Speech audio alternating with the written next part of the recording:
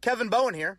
Don't forget to listen to The Fan now on 93.5 or 107.5 FM, and check out our latest coverage online at 1075thefan.com.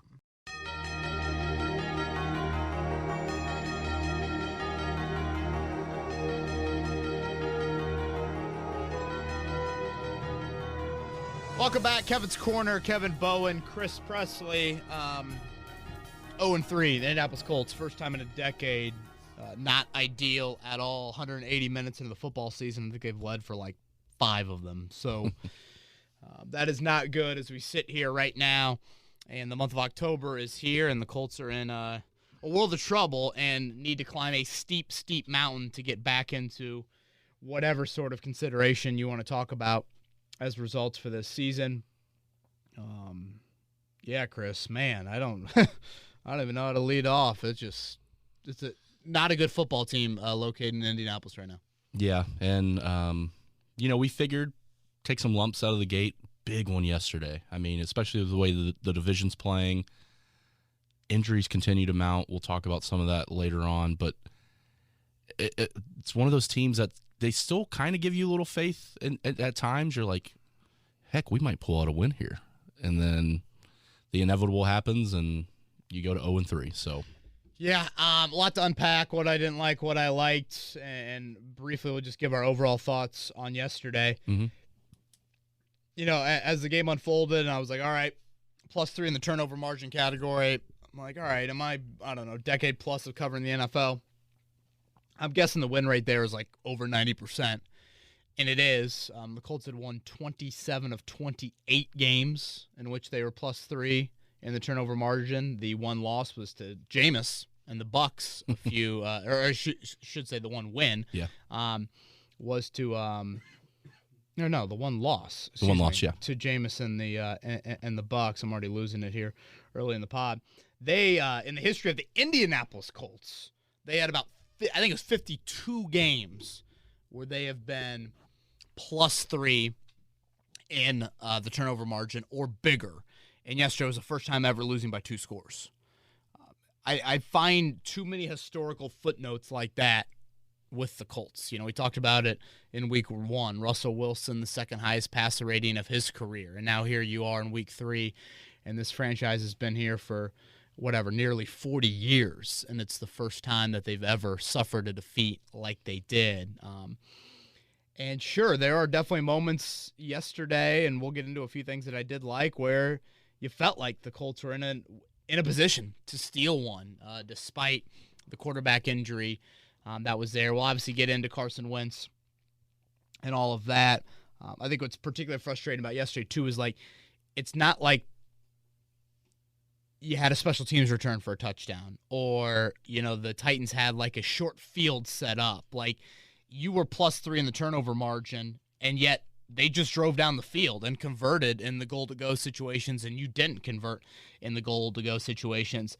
And I thought that was the difference. And we talked about it a lot on the morning show over the past few days last week, just how critical Sunday was. Like you said, Chris, a divisional game, how things could shift. You could be leading the division at 1-2 afterwards, and now you sit here and you're at 0-3, and you look what the Titans have with the Jags and the Jets. You've got the Dolphins and the Ravens, and Frank Reich is about ready to enter a situation he's never had as a head football coach, and I'm a little worried about that, to say the least. So, yeah, let's get it going, man. All right, things you didn't like, and obviously we're going to start with that because it is after a loss.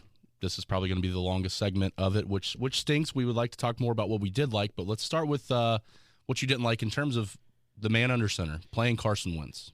Yeah, I thought that was such a mistake. And let me be very clear, in no way am I sitting here acting like Brett Hundley or Jacob Eason would have won you the football game on Sunday. But I watched that first series, and I almost spit out my drink seeing Carson Wentz draw back into the pocket. And then the second series, he spikes it in intentional grounding. I'm like, okay, that man is going to get hurt. Yes. And he was defenseless. And when you talk about a player playing quarterback and he is defenseless, why is he out there? Frank Reich said 70 to 80%. No, maybe 50, maybe 50%. And so many people are going to be like, well, Carson should have 3-step dropped, and that's not his game. You are trying to put him into a situation that he's not going to excel in whatsoever. And the result was what I thought it would be. Mm-hmm. Carson Wentz yesterday, 51%, slightly more than 5 yards per pass attempt. That is one of the worst games in his career. In no way do I want to sound like I am ripping Carson Wentz. He never should have been under center. Of course this dude is going to want to play for his new team. He knows the narrative. He knows every athlete is so wired to want to go out there, especially one that has just had the stories and whatever, talk show radio from his exit in Philly of questioning him as a teammate and all of this stuff. We don't need to see any more signs of Carson Wentz's toughness here in Indianapolis. We know he's tough. That's great. This dude should not have been under center on Sunday. And it's on the Colts for not feeling like Jacob Eason should have been ready to go. Or Brett Hundley, whoever you want to throw in there. I don't understand the Eason thing at all. Like, when you draft him in the 4th round, and you know the lack of playing time he had in college, you are making a commitment saying, all right, at some point in Jacob Eason's career, we're going to have to take a risk. There's no easing a quarterback into the NFL. You're watching it with these rookie quarterbacks.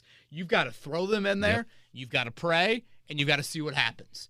So there's no – at some point, no matter what happens in Eason's career, the Colts are going to have to be like, Jacob, good luck. You're starting. And good luck, to the fan base watching and everyone tuning in, because we don't know and they don't know. And the fact that they're willing to dress Eason as the backup weeks 1 and 2, a.k.a. put him into the game in a sudden instance with little prep, but yet they're not willing to turn to him with a full week of practice like he could have had last week after taking the reps that he did in training camp. When are you ever going to feel comfortable going to Jacob Eason, especially when Carson Wentz? I made this reference on the morning show. Carson Wentz, I was asking my wife last night, like, Mads, what's the animal like you're supposed to zigzag if they're running at you, if they're coming at you? And is it cheetah? Well, she thought bear at first, but the more I thought about it, I think it's alligator. If an alligator's coming at you, you're supposed to zigzag. Have not had many confrontations. I did have a confrontation with an alligator. I thought it was a log in Florida earlier this year. Yeah, and luckily this dude we were playing golf with is like, hey, man, what are you doing? I'm like, what? He's like, that's an alligator. I'm like, oh, my God. You were almost Chubbs. Oh, literally. Chubbs, 100%, man. I was probably 2 feet away from the alligator, and I'm sweating now just thinking back on that. Anyways, you're supposed to zigzag if an alligator's coming at you. Carson Wentz wouldn't have been able to outrun an alligator yesterday. Not at all. I mean, you got him off his spot, and it was over. I hear 70, 80%. I'm like, that sounds like me talking about chemistry, my chemistry grade. Maybe, more like a 55 and just pray there's enough extra credit here. Yeah, we got a curve maybe. Yeah. Why did he drop back 40 times, Chris? And the thing, too. 40 times? Look at late in that game. There was one point where a healthy Carson Wentz could have rushed for a first down. Oh, yes. And he made that little flip pass out like, to God, Hines. here. Yeah. There was like 2 minutes ago or something like that. I'm like, dude, Carson Wentz is so afraid to move. I didn't think I honestly, after the first half, well, one, like you're saying, I didn't think he should have played anyway. I was like, at halftime, they have to make the change. Carson after the game was like, yeah, this is probably the most physically limited I've ever been in a game. Like, how much more of a red flag do you need? Yeah. And I hear all this about the Colts of like, long-term investment and, he's under contract for 4 years. And was Sunday a massive game in terms of trying to win the division? Yes. Where I think you're at right now is Carson Wentz just got hit 10 more times. You risk further injury from him. And now instead of potentially getting Carson Wentz 100% for the Miami game, he's just gotten hit another 10 times. And now this is a very coin flip-like game, and a game that'll probably make everyone want to gouge their eyes out watching either of these teams try to put the ball into the end zone. But to me, I would have arrested him and said, all right, we're going to formulate a game plan and try to win the football game with a different quarterback. And look, the Colts forced 3 turnovers. Hines and Taylor were over 5.5 yards per carry. There was a recipe, but that playbook, passing offense-wise, Zero recipe. We saw Wentz miss Michael Pittman in the end zone. I mean, that is such a just, you've got to hit on that, considering the goal-to-go situations that you've had. Frank said he never thought about resting him. I'm just like, the playbook was so limited. I thought CBS did a great job of explaining what Wentz has gone through this past week. The dude woke up in throbbing pain every single night this week. Like, he does not need to be a hero. And again, I'm not saying Eason or Hundley would have all of a sudden turned that L into a win. It would have given you a more open playbook. That is without a doubt in my mind. And it would have, more importantly than others, it would have kept Carson Wentz from getting hit 10 times in a game where he gets hit 10 times, and it's not like you attempted many things down the field to get hit that many times. So I thought that was a huge mistake. I just think in general how the Colts have handled quarterback has been a mistake. So, well, Kev, here's the thing with that recipe. Even if you do play Carson Wentz to try and decoy the fact that we might be throwing the ball down the field, you were running the ball well. We finally saw the 2 running back set that you liked. Yeah. Why did we abandon the run game? Yeah. That's a great point. Well, one last thing that I will say on Wentz before we move there. So many snaps from the shotgun yesterday. So, like the play-action game you like to get to from under center, you really couldn't do it because Carson can't move. And I felt like your passing offense was so predicated on the screens, sooner or later, Tennessee just sniffed the hell out of that stuff. And it's like, all right, hope it hits Taylor in the foot and then falls incomplete and doesn't bounce up in the air. Like, I mean, that's what it kind of got to. Okay, abandoning the run game.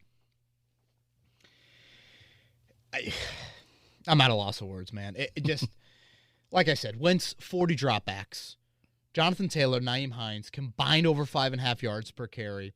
At critical junctures of the game, you went away from the run. The goal-to-go situations, 6 goal-to-go snaps on Sunday, 5 passes, all incomplete. Like, when you've got goal-to-go from the 8 or 9, it's difficult to score, I guess, unless you're the Titans because they pulled it off. But anyways, for most teams, it's difficult to score.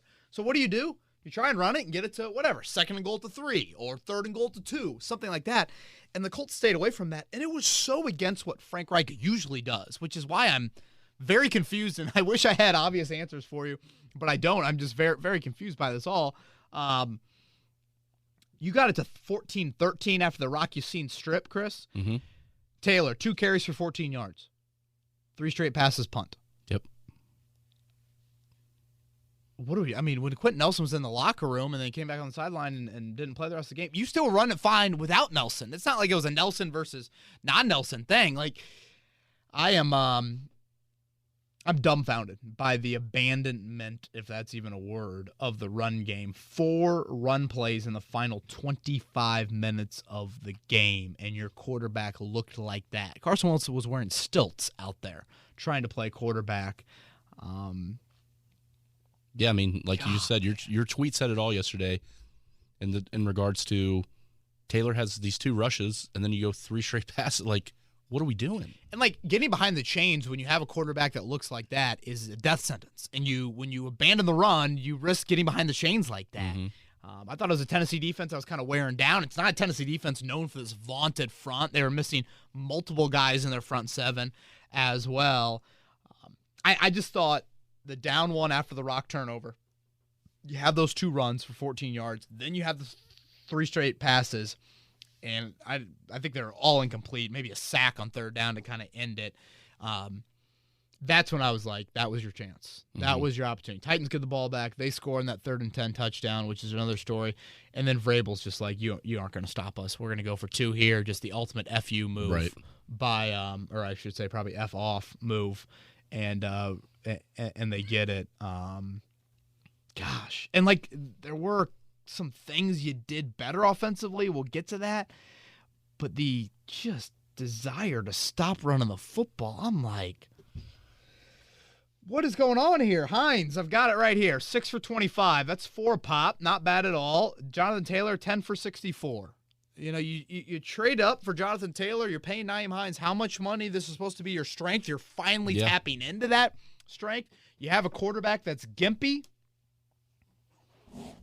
Dude, I got no answers for you. Yeah, this is supposed to be, especially right now with T.Y. out, this is our deepest unit. Right. We're not going to it. And you're on the road and all those things. Still a close game. Very, very confused by that because Frank, even down 2 scores, Frank is normally, remember that Buffalo game last year? Kind of stuck with the run and, got him back into that game a little bit. That is normally what Frank likes to do in a somewhat close game. And I don't know, is some of this run checks at the line by Carson, like, hell, if I'm Carson, I'd be like, wait, how many are in the box? 3? Let's, we're 10 in the box? We're going to run it. I don't want to drop back and get hit again. I got nothing for you, man. All right, last thing you wanted to talk about in regards to things that you didn't like was the defensive resistance. Yeah, and lack thereof is probably what I should have said there. Right. There's no defensive resistance whatsoever. Sure, you had the 3 turnovers. It's a nice stat. They weren't the most. Tennessee gift wrapped a couple of those, but still, I don't want to lose sight of that. You had three turnovers, and that was big. But you had that 3 and out to start the game, Chris. 7 drives to the Titans after that, 7 real drives. Their first downs on those drives, 4, 2, 4, 3, 3, 3, 5. They moved it at will. Moved it at will against you all afternoon long. And an offense that just slowly wilted. It was like, oh, well, here's A.J. Brown. Oh, boy, he didn't run very fast on that deep ball down the sideline. He's not going to play. Here's Julio. Well, he'll get a big 4th down, and he'll catch a ball, somewhat down the sideline for a big play. But that's about it for Julio. Like, some of those Tennessee skill guys late in the game are like, I didn't know Nick Westbrook added another name to his last name. Like, I remember him in IU. I mean, it was Jeremy McNichols scoring on the 3rd and 10. I mean, Michael Pruitt with a big catch on a 3rd down late in the game. Like, Tennessee punted 1 time, and that was the opening drive of the game. And again, I know you had those turnovers, but this defense just lacks any sort of get off the field in a timely manner unless it's a turnover. And that catches up to you, and it caught up to you certainly yesterday. The combination right now of lack of pass rush and soft coverage is like asking me to go in the kitchen and cook Thanksgiving. Oh, boy. It's just not there's not enough mac and cheese and Bob Evans mashed potatoes and I don't know, maybe some turkey from hopefully our neighbors, screwed up the first turkey and we can take it and cut some turkey, get some scraps off it. Yeah, get some scraps off that. I mean, that's it, man. I got it's what we've seen from this defense. It's been my biggest issue in the Matt Eberflus era. It continues to show up. Chris Ballard has swung and missed routinely on defensive ends throughout the draft, and that is showing up. The lack of a consistent pass rush is really hurting this football team, especially when you consider you have DeForest Buckner in the middle, and the edge rush is just vacant week in and week out. And the coverages. I mean, look at Chester Rogers beating Kenny Moore. That's an issue that's kind of separately for that first touchdown. But look at the other 2 touchdowns, man. Westbrook. 15-yarder. They score Westbrook was how long? 18 yards. Even longer than I thought. Was he touched before he got in the end zone? Nope. 18-yarder for Westbrook. Jeremy McNichols, 10-yarder. I don't think he was touched either. And both of those balls were thrown well before the end zone. Like, where is the reactions out of the zone? Where is the instincts? Where is the anticipation? Where is the zone shell set in the right places to where those beaters are not there at all? That 3rd and 10 touchdown to McNichols, it honestly is up there for one of the worst plays I've seen from this Colts defense. I mean, you are defending a 3rd and goal with no Julio, no A.J. Brown, no Derrick Henry on the field. They clearly are thinking, be smart, we'll kick a field goal, we'll make the Colts score a touchdown, right? All those things, because at that point it was 14-13, and you give up a check down and no one touches the dude as he walks in the end zone. Like, WTF. Yeah. That was if you have a remote, you throw it, and you hope the batteries are close by to get it back in the remote before, they come back from commercial. I mean, that was just catastrophic, man. Well, and like you mentioned, if you go to the box score and just look at the receiving numbers for the Titans, other than Derrick Henry and Julio Jones, not that fantasy is legit, but none of those guys are on anyone's fantasy roster. You can go claim any of those guys right now. Some of these guys never even heard of. Yeah, I would agree. Some of them never even heard of. Tim Hudson, is that Tim Hudson? T. Hudson, the former Tommy pitcher? Hudson. Yeah, yeah, seriously. The bootlegs continue to be a problem. Losing contain. Tannehill is still running free. I saw Tannehill at like 30 yards after contact. Can you imagine a quarterback having 30 yards after contact? Gosh. Quiet pass rush. Yeah. Quiet pass rush. 2 hits on Ryan Tannehill. The 1 sack, certainly a busted assignment from Okereke, which, yes, that is correct. I was talking to Colts PR a few weeks ago. I meant to say that. I probably have said Okereke since then. But they were like, yeah, Bobby told us that it's actually Okereke a few weeks ago. So, yeah, as crazy as it sounds, that is right. You just wait on that? Like, yeah, it's kind of like, Bobby, feel free to chime in. It's like, yeah, when Mike correct us. Mike Stanton in baseball is like, yeah, I'm actually Giancarlo. We're going to go with Giancarlo. It's like, okay. Kamoko Ture Ben Banagu, I don't know, 30-some snaps. Didn't even show up in the box score. Just the edge rush is abysmal. So, man, the defense, probably my biggest disappointment this far into the season. Thought the O-line a little bit better yesterday. Obviously, you dealt with the Nelson injury, but that D-line been pretty healthy. And I would group the linebackers in with that, too. I just see times where just getting blown off the ball. I mean, Leonard's hurt. Clearly looks hurt. Even when he caught that interception, he looked hurt. Yeah. Trying to run that. So, yeah, we got issues up and down this team right now, and it's clear. You know, you led at the start of the Seattle game because you got the ball first, kicked the field goal, that was it. In the Rams game, the only reason you led that one's because they snapped the ball off some dude who was protecting the punter, that's it. So, so many people say, well, 2018, you won 9 of 10. Boy, I don't know. I don't have the same feeling. Do not have the same feeling that I did during that season. No, I agree.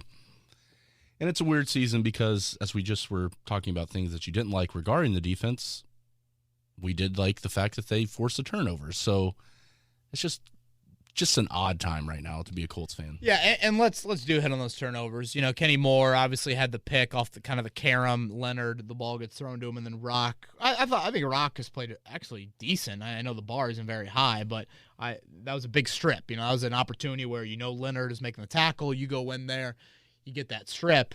But that unfortunately you couldn't cash in on him. But still, I mean, the defense found the ball 3 times, setting up. The Kenny Moore return was huge. I mean, that was, Tennessee at that point could have gone up 17-7. I think it might have been Chester Rogers who that ball went off of. I would have to go back and look. And he returns it. That sets up Hot Rod for the 43-yarder. Now it's 14-10.5, and you feel like you're definitely right in the ball game, especially getting the ball to start the third quarter there. So, yeah, it just – you like the turnovers. They have found the ball a little bit more. So I did want to mention that. Yeah. And then the other thing you liked was getting guys out in space. Yeah, it was not all bad from Frank Reich. Certainly there are some bad, and we have alluded to that. I thought they were better in 4th and shorts. They had Doolin come in motion one time, Taylor right at the middle. You brought up the 2-back look we've been clamoring for. Hines kind of at the top of that offset eye, and then Taylor as a fullback gets it, and you're able to convert there. And then I just felt like you got some of your playmakers into space, something we really harped on late last week. No matter the quarterback, you needed some guys to take the ball and go create a play. I still want to see Campbell get some touches on jet sweeps, crossers, whatever. Like, I don't know if you're afraid of him getting hurt again on a play like that, but screw it. The dude's out there. You got to give him he's got to touch the ball more. They have 2 yesterday? I know he had the drop. Yeah, 2. 2. Yep. 2 for 9 yards. I mean, come on. No. But, Pittman a couple times in open field. Allie Cox on a screen. Hines, Taylor, both in the open field. Like, that's what needs to be there, though. They had a little flip to Hines that I liked. The interior of your O-line's a little banged up right now. I thought it was good to get on the perimeter and, try to tap into some of the speed that you have there. So, yeah, a couple things that I wanted to mention as positives. All right, let's jump to Twitter questions. We got a lot. Obviously, a lot of people wanting to know your opinions on certain things this week, especially now that we've started 0-3, unfortunately. First one's going to start with Cole. Why in the world why in the world is it anywhere close to acceptable to only give Jonathan Taylor 10 carries against the Titans? We're 0-3, and arguably our most talented offensive player has been quite disappointing.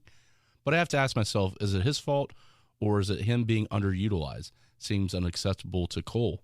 What are your thoughts? P.S. Thanks to you and Chris for the podcast. You guys are the best. I appreciate that, Cole. Thanks for listening and sending the question. Yeah, I agree with everything Cole just said.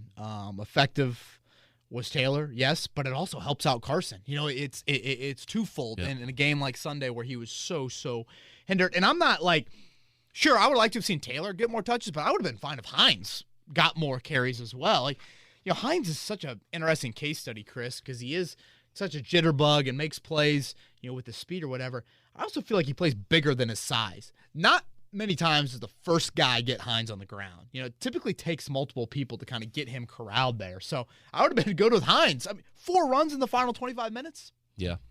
Just, you know, stop at Casey's General Store on I-65 on the way home and start the bus. Like, let's go. I don't, you know, it's just, It's frustrating for sure.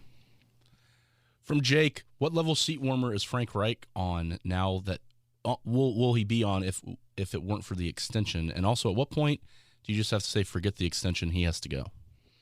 Well, you know, I when the extension happened, Chris, I think I said, this extension means nothing in my eyes in terms of accountability, things like that. You can't even think about the extension. That extension cannot be viewed all right, I don't worry about Jim Irsay or Frank Reich Frank Reich or Chris Ballard until 2023 or 2024. Like, no.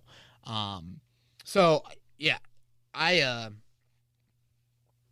it's the extension does not matter, like, at all to me. I don't.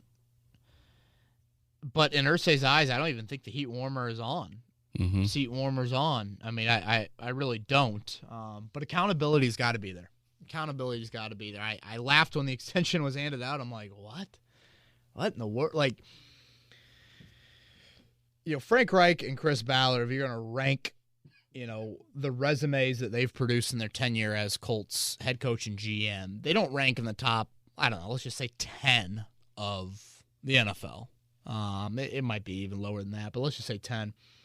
So basically, they're not in the top third of their job, you know, and you equate them to the 32 head coaches and GMs, and yet you're giving them an extension that you would hand Bruce Arians and Jason Licht or, you know, right. Andy Reid and Brett Veach. I mean, whoever. Like, yeah, I was just astonished. I'm like, well, Coach Irsay being Coach Irsay, and it's just, okay, that's fine. I don't put too much stock into it. If he wants to pay him that amount of money and have that type of money, you know, guaranteed to them. I don't know the guarantees on it. It's harder to get to coach contracts, GM contracts than it is player contracts. But,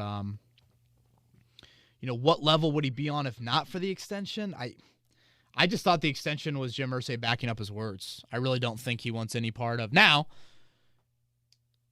it's a 17-game season. If for some reason you're getting to December, Chris, and you're not in the playoff picture for like multiple games, and people showing up to Lucas Oil looks a little small, that could be a lot different. And who knows what Carson Wentz would look like. And now I know that's a long ways away, but that's what pisses off Jim Irsay more than 0-3, 14-game season. I don't think Jim's in too much of a panic mode just yet. But, yeah, I mean, what? Was he strumming his guitar? Was he playing at the honky tonk? Did you see that? I didn't listen to the audio. I didn't know if that was a current video or if that was if that was one from older. That was Saturday night, man. Wow. Saturday night down in Nashville. Then yeah. Yeah, I don't know if he was Eric Church as the opener to Coach Irsay or who there, but there you go. You would not expect that going into. Imagine how many bachelorette parties were disappointed. Right. They're sitting there like, who's this guy? Who's the blue suit guy? We kind of like him. Let's go. This one's from Ryan. Ryan feels like that Carson Wentz holds the ball forever and rarely throws to open guys. And in his opinion, he doesn't think that even a healthy Carson Wentz is an upgrade over Phillip Rivers. So his question is it possible that we're giving Carson a little too much credit for how he's played so far? Well, let's start here with Carson Wentz. I will not take week 3 into consideration at all when I'm evaluating Carson Wentz. That was a shell of himself yesterday. But this is who Carson Wentz is. He is at his best when he holds on to it a little bit longer. He's holding on to it like 2.8 seconds right now. There are many quarterbacks in the league that hold on to it that long or even a little bit longer. Like, can you imagine telling Kyler Murray, hey, Kyler, stay in the pocket. You got to get rid of it 2.35 seconds. That's the first guy I thought of, you know, Patrick Mahomes. Hell, Justin Herbert. You know, we see him extend plays all the time.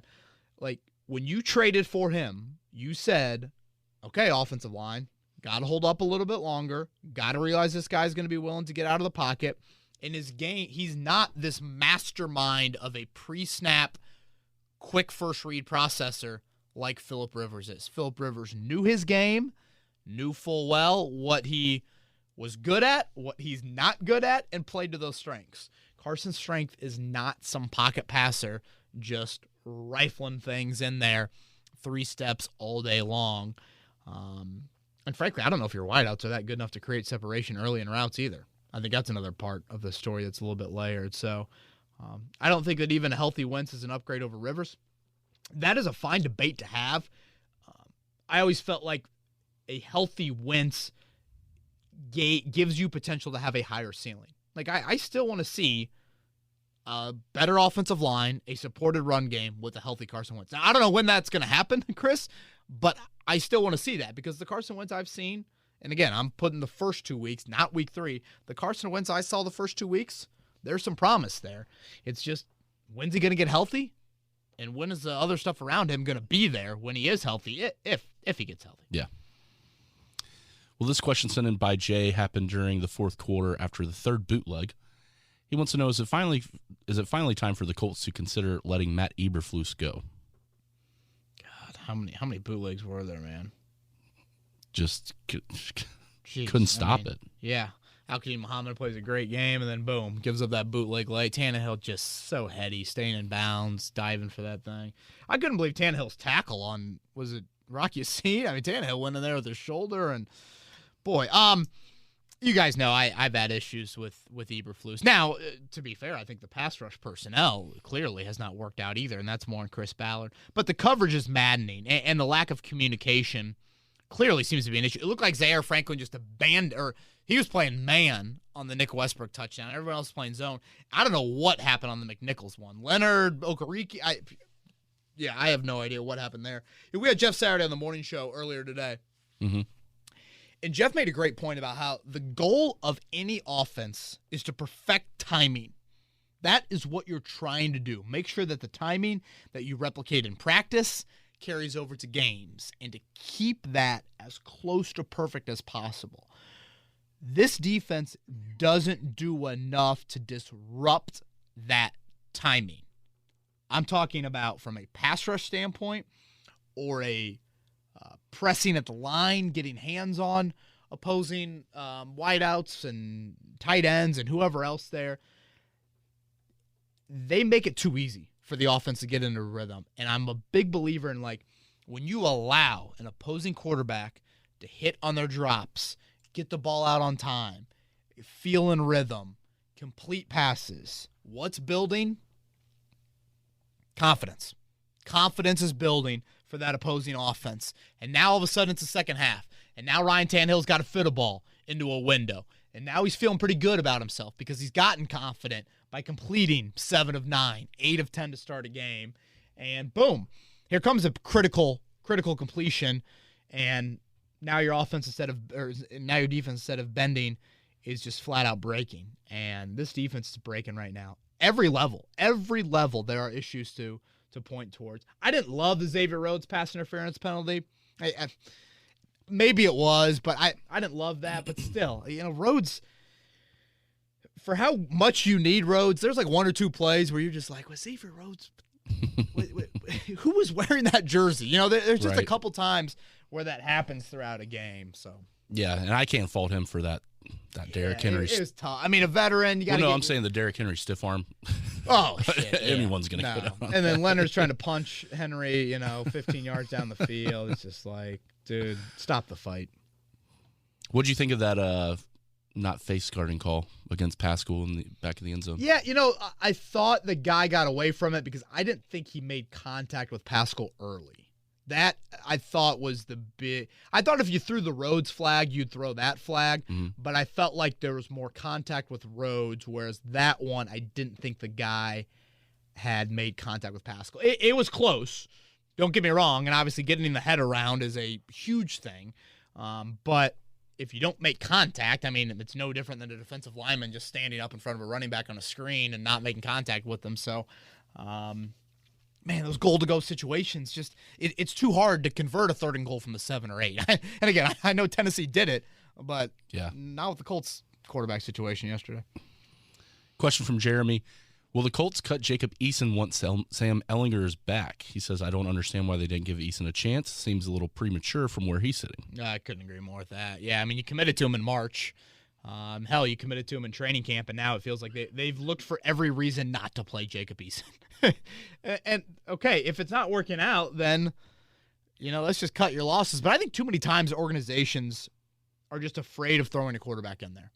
They're just – when you draft a guy with the lack of college experience that Jacob Eason has compared to his other counterparts, you've got to be able to play him. You have to say, all right, guys, we won't know. We won't know what we have until we put him in there. Why is he your backup the first 2 weeks if you're not comfortable him playing last week? Mm-hmm. Well, that to me might be the biggest confusing aspect of the whole Eason thing is like in a sudden game situation, you're willing to throw him in there when chaos is happening and like, all right, Jacob, go get Frog and tea and you got to warm up and you got to go, man. But yet with a full week of practice, you'd rather have a 50% Carson Wentz? Mm-hmm. I mean, dude, Carson Wentz couldn't move. No. And like fundamentals were breaking down and I felt like I was Mrs. Wentz watching the game just being like, I really don't want to see a big injury happen. Mm-hmm. And I never really feel that way watching football games. Maddie will know every Notre Dame kickoff I'm yelling, kill him! Kill him! Every kickoff I'm like, let's go! Big stop! And yet I'm watching Wentz and I'm just kind of like, fetal position. I'm like, oh, man, another shot on him. It's just like. Especially the ones where you see a defensive lineman there at the end, like around the ankles. Yeah. It's like, no, please. Come on. Man. It's like, Nashville hospitals. I mean, I'm sure they're good, but it's like, man, you don't want to take. You got 14 more games of this. Yeah. Granted, some people are like, put them on IR and let's get the first-round pick. By the way, congrats to your Irish this weekend. Thanks, man. It was, I'm still. They got the worst offensive line in college football, but Drew Pine is a winner and Chris Tyree a big kick return. Yeah, thank you. Appreciate that. Your Vols cover? No. 19.5, can't cover. We're up 14-10 at one point. Oh, just another year as a Vols fan. It's okay. Sure who the quarterback's going to be this week? Or not like the schedule gets any easier. So, whatever. Craig says it's an utter embarrassing loss. Again, we need to fire the coaching staff. Why are the corners not using bump and run at the line, especially if the defensive line is not getting home? Yeah, Craig, I feel your venom. Such an issue. And I go back to the 3rd and 10 to McNichols. I'm at a loss of words.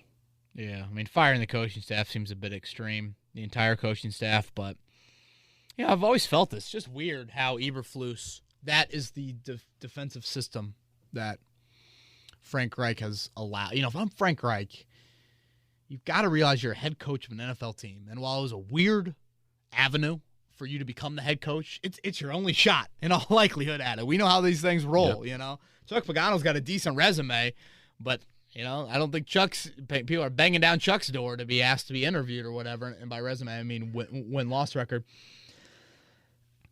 Mm-hmm. I would not be content with this defensive approach. Frank is so aggressive, wants to create advantages there, and I look at the Colts defense, and I'm like, they're like, come to us. Come to us. No, you got to dictate. You talked about this a little bit earlier in regards to knowing the ins and outs of coaches' contracts and GM contracts compared to players. We're going to stay there with a question from Daniel. He's wondering what the details on Frank Reich's extension is, and moving forward at this point in the season, are there options for us to get rid of him, or Irsay's hands tied regarding that contract? It's Irsay's money. I mean, he does what he wants to do with it. I don't think, again, I don't know the details to answer the question, but it shouldn't be a hindrance, and I don't think it's a hindrance. I mean, sure, it's money, and, you're talking about a long contract, but, hell, just take some of the items out of the museum that Jim was promoting on Saturday night in Nashville. I don't know. In no way, shape, or form does this need to be didn't you give extensions to Chuck and Ryan and fire both them? Yep. On those extensions? So I believe so. I don't know. I guess sooner or later the money catches up to you, but it seems like the NFL's still doing well money-wise. David feels like Chris Ballard's roster has a lot of good, but very little great, and wants to also know about Eberflus, as we kind of touched on a little bit earlier. Yeah, I would say with Ballard, not great in the right spots. You've got some great. You definitely do. But I think the biggest knock we've mentioned on Ballard throughout his time is, in the NBA, it's wings and guards. Wings and guards. The big man is being devalued every single year in the NBA. Well, in the NFL, it's turned into such a pass-happy league, and the positions that are of critical importance, quarterback, edge rush, wide receiver, probably throw corner into that group, depending on your defensive scheme. Probably throw left tackle into that group as well, or just tackle in general. And you can make the case the Colts have swung and missed really at all those spots. Some much more than others. So I keep on coming back to pass rush, man. The first draft, you draft Basham in the third round. The second draft, you draft Kamoko Turry and Tyquan Lewis. Third one, Ben Manigault, 2019. 2020, did you draft anybody? I don't think so. Was that Pittman, Taylor, Blackman? Mm-hmm. Yeah, and then Eason. And then this past year, obviously, Kwity Paye. Those are four extremely, extremely precious draft picks in the first two rounds. Throw Basham in there as a fifth rounder. And this is where you're at. With a DeForest Buckner in the middle. Right. With a stud in the middle. Just bad. Bad. Mm-hmm. This question comes from Wyatt regarding Carson Wentz in the tight end group. 37 attempts yesterday from Wentz, only 4 targets to the tight ends. 0 targets in 3 games so far for Kylan Granson. What are your thoughts there? And also, we thought the red zone, they would be utilized a little bit more this season as well. That hasn't happened so far. Last thing he wants to touch on is Jack Doyle. Wants to know what your thoughts are in regards to maybe moving on from him if he continues to play the way that he's played so far. Yeah, I thought Doyle's blocking was a little bit better yesterday, but he definitely had some struggles early in the season. I thought tight end blocking in general has been poor early in the year. Yeah, Kylan Granson, what now, 20-some snaps and hasn't had a target? I want to see Granson do something. I just want to see the skill sets complementing each other really well. I've never viewed tight end as a great strength of this team. I've always just kind of thought, okay, it's not bad. You got the position, or you got the skill sets complemented decently well, but you can get by. That's kind of how I viewed tight end right now. So yeah, they're gonna have a decision to make, and I know Doyle's certainly thought about retirement. What is he, 31? I think he is, maybe 30, something like that. Wiley Cox made a couple nice plays yesterday. I would like to see him touch the ball a little bit more and just Granson get involved. You're kind of waiting for the play where it's, oh, wow, 3 tight ends and Granson slips out.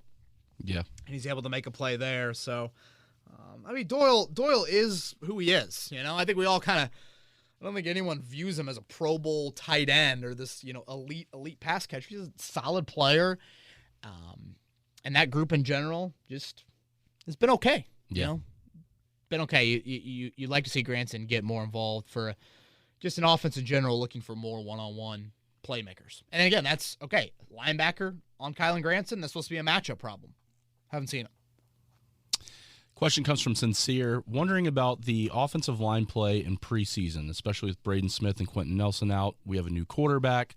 You look at how Jonathan Taylor reacted last year, not having some preseason snaps. Do you feel like some of the lack of preseason snaps with the quarterback is a reason why this offensive line's not gotten out to a great start, as well as also not only protecting Carson, but moving the line forward for the running backs. Oh, man, big yawn from me. My sincere apologies. I'm sure you've never heard that one before on that one. Yeah, I mean, guys need to play in the preseason, sure. I thought Fisher struggled a bit yesterday at times. Ryan Kelly has not played at the level that you need him to play at either. So, yeah, you guys know full well what I think about playing in the preseason and making sure that you are trying to put yourself in the most game-ready scenarios that you can. So, yeah, I'm sure that is contributing to some of it, but I'm not ready to go kind of full there of like, once the O-line's healthy, it's 100% going to get back to normal. I just think an Anthony Costanzo present at left tackle, and somehow that just kind of reverberating throughout the group, I think that's missing and hurting badly. This one's from David. Why does it look like the Colts are the only zone defense where the players look lost? They look really lost. Yeah. Really lost. And that, David, for a defense that is not overly complicated, isn't disguising like a ton, how many times are you seeing after plays just guys kind of looking at each other? That probably has got to make Matt Eberflus just stunned at times of like, the goal with this defense is to be simple and execute fast. You are screwing up simple, which is obviously hurting how fast you look. And I just think the defense, you just don't look overly athletic back there at times either. Guys breaking on balls, things like that. So, yeah, the zone tendencies just maddening. The disruption of timing is not good in the back end, not good on the front end either. Yeah. All right, this next one comes from Jay. Why did almost everything we run on offense yesterday against the Titans seem so difficult to pull off? It seems to him that the Colts just flat out got out-coached. And also, when does the Pacers season start? Oh, boy. We going there? I got a lot of tweets at me back in May when the Pacers were losing to the Wizards by 100 in that play-in game. When does the Colts season start? Yeah. So right. Just the reverse of that? It's like, not so much anymore, but like Kentucky football, when I went to school down there, was, all right, when's basketball season? We've gone the first couple games. We're 1-3, like, on to basketball season. Jay, I would just start with the decision to start Wentz. It basically took away everything of substance in your pass offense. Just straight line drops. That's it. Not rolling them out and not able to do anything there. Like, I honestly thought Carson Wentz looked worse than Phillip Rivers yesterday moving. Yeah. Like, Rivers got decent footwork within the pocket in terms of, like, being able to look left, set a foundational base. If I need to throw left, I can do that. And then I can turn right and also do that and feel good there. Like, Carson, it was just like a slow move. Like, cleats are kind of stuck in mud. Was what I felt like there. So, yeah, I put all of it on that. Steven and Joe have roughly the same sort of question, and I think it's one that a lot of Colts Nation has as well. So if we start 0-5, let's say, when do we think about sitting Carson Wentz to keep that first-round draft pick? Chris Ballard and Frank Reich aren't doing that. They aren't, obviously, if they're willing to throw Carson, into the mix yesterday. If Carson's willing to play, Carson is going to play. Jim Irsay would have to get involved. I really think it would take that. And I think we also have to acknowledge, 17-game season, 7 playoff spots. It takes a lot to be eliminated from the playoffs. You've got to be effing terrible to not make the playoffs. I should say to be eliminated from the playoffs. So, Steven, Joe, everybody else, I think it was a pretty popular question. I really don't think it would happen until the Colts were at that point. This sounds awful. If you're hoping to keep the first-round pick, I think you honestly have to hope for Carson Wentz to get hurt. I do not see an outright benching. Clearly, there's no, I don't know, maybe they think differently about Sam Ehlinger, but they're not enamored with any young QB that they're like, man, can't wait to see him in there, if Carson were to get hurt. So, I mean, hell, teams that are 2-7 or 2-9 are still mathematically involved or alive in the playoff mix. So, what's he at right now? I mean, he hasn't missed many snaps. No. What, 5, week 2, right? when Eason played. Yeah, and Hundley yesterday looked. Granted, I'm sure when you're suited up and you're out there with the music, you're going to be amped up anyway. But it looked like he was ready to roll. So I thought for sure they might go to him at some point. But yeah. Yeah, I would have. Once I saw Wentz in there, I would have. Yeah, it just amazed me. They're like, Frank after the game. Well, Carson said he'd give it a go. I was Of course he's going to say yeah, give it a go. That's like a 10-year-old Kevin Bowen be like, yeah, I can stay up late. I'm not that tired. Of course. What do you think I'm going to say? Like, shit. Yeah, you got to take the decision out of the athlete competitor's hands. Right. I almost don't want to ask him that question because if he, for some reason, were to say, I don't think I can give it a go, I'd be like, what do you mean you don't think you can give it a go? Damn it, you got to be a competitor. Right. Fight. Like all that. Like I don't even know why you asked the player that. I guess maybe you're looking for some intel. But no, that's a decision that Chris, Frank, medical team, boom. Yeah, and you're a former quarterback. You know how it goes. Former backup, too. Right. 5 more. This one's from Mike. Hey, KB, do you think the Colts have any buyer's remorse on passing on Matthew Stafford as we now seen what Carson Wentz has done? The offense looks way worse, in his opinion, than it did last year with Phillip Rivers, even though not much has changed in terms of the personnel outside of the quarterback. Got to think this team with Stafford would look a whole lot different. Yeah, I'll say this, Chris. One extremely important decision maker in that building did not want Matthew Stafford. Did not. No, was not a fan. Is not a fan. I don't know. Maybe now is a fan, but wasn't a fan. So there might have been other people that have important decision influence in that building that liked him and would entertain the thought. But again, one very key decision maker did not want Matthew Stafford, and there you go. Because if I'm not mistaken, I felt like the Stafford stuff was earlier than the Wentz stuff. I guess they were pretty quickly, but it felt like the Stafford stuff kind of built up a little bit more before the Wentz thing. It almost seemed like a Sirianni, Eagles kind of evaluation, whereas I feel like when the Lions interviewed coaches, or hell, GM, they're like, hey, Matthew doesn't want to be back. He's been here, his entire career. We're going to let him go, blah, blah, blah, that sort of thing. So, yeah. This one's from Simpson, who starts his day off every day with listening to you on 107.5 and 93.5 The Fan. Thank you, Simpson. Appreciate that, man. Also looks forward to all the content pieces that you write and the podcasts each week. Means a lot. His question also goes back to Matt Eberflus because he feels like the defense, if it persists to only have one good half a game, how long before Chris Ballard and Frank Reich decide that it's a coordinator issue and to move on from Matt Eberflus? He doesn't feel like it would be in season if we were in the playoff contention, but do you see this being the hottest seat throughout the season this year? Yeah, I mean, if you continue to lose games, somebody will be a scapegoat, right? I guess it is Eberflus. I don't. Marcus Brady as a scapegoat would be. Yeah, I mean, there's always been one, right? Pep Hamilton, Ted Monachino. Yep. There's always. Yeah, there's always somebody. Think about Eberflus, obviously a Ballard hire, the Rod Marinelli history coming from Dallas, similar defensive scheme, and I'm not holding my breath, to be honest with you. I'm not holding my breath. And in years past, if the Colts would have fired Matt Eberflus after seasons, I would have been totally fine with it. Totally fine with it. Because you got to reach the pinnacle, you got to make some hard choices. You can't be content with just okay, average. That's what the Colts defense has been, especially with a above average run defense. Again, in today's NFL, with how it's evolved, the pass defense means more. The Colts just haven't disrupted that enough for their opponents there. So, yeah, I'm not holding my breath, but if there were to be one, that would be the one to me. Yeah.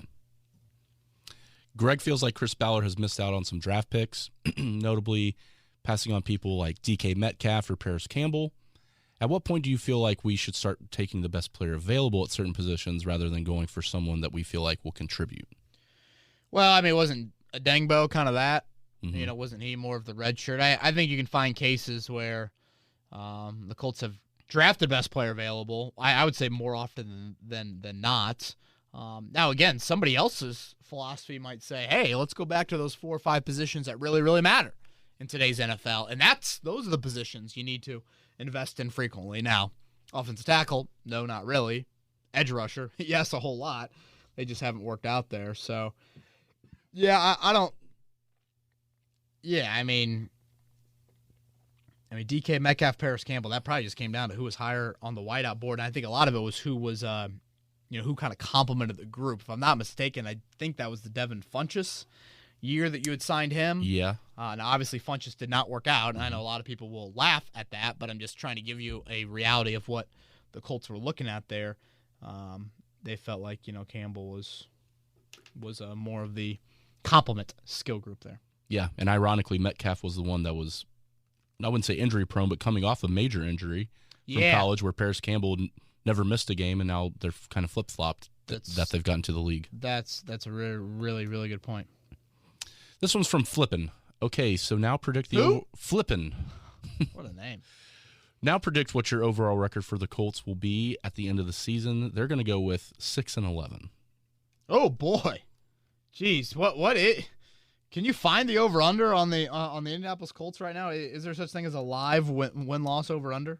I'm not sure. I'm sure. I would have bet that there is. Yeah. So what I say, I guess I had 1-2 at this point. Mm-hmm.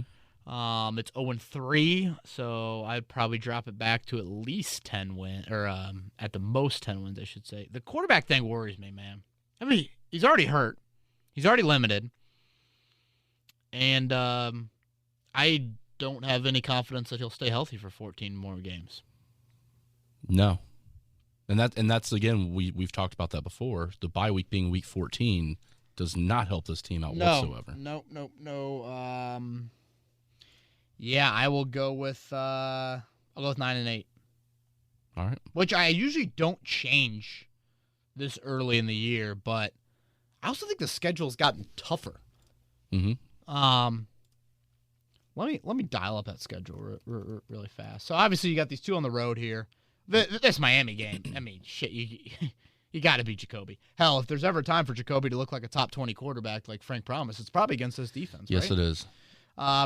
Okay, at Ravens, Monday Night Football. That's going to be a tough football game. Mm-hmm. How about Justin Tucker? It was so funny, too, What a because freak. the fact that he missed that field goal early in the game, I'm like, Justin Tucker doesn't miss Right. that field goal. And he's kind of like, we always have faith in Peyton, and you just have those players that you're like, Yeah. I know this is good. I know he's going to win it. Did you see the Darius Butler tweet today, poll question? I did. So, like, what'd he say? You got human life on the line? Yep. Game situation, you going with Adam Vinatieri or Justin Tucker? Who's the Both guy? in their prime. 50-yarder. Yeah, who's kicking that field goal? Dude.